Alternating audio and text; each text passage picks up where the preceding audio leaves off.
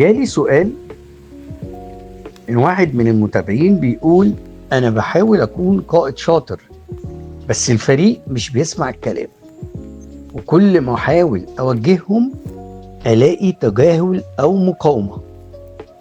سؤال مهم جدا، وكتير بيسألوني نفس السؤال ده. خليني أجاوب على السؤال ده باختصار. القائد مش اللي بيتكلم وبس، القائد هو اللي الفريق بيحب يسمع له، وده مش بيجي غير بثلاث حاجات. نمرة واحد، اسمعهم كويس. مشكلتك مش في عدم الطاعة، مشكلتك انك مش سامعهم. اتنين، بين لهم انك معاهم مش فوقيهم. شاركهم التعب قبل ما تطلب منهم يحققوا الهدف. نمرة تلاتة، لازم يعرفوا هم ليه بيشتغلوا وايه هو الهدف الكبير، الصورة اللي هيبقوا فخورين بيها بعد كده.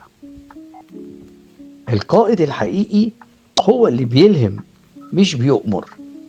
لو عجبك الكلام ده شارك الفيديو، يمكن يكون سبب في تغيير نظرة قائد تاني.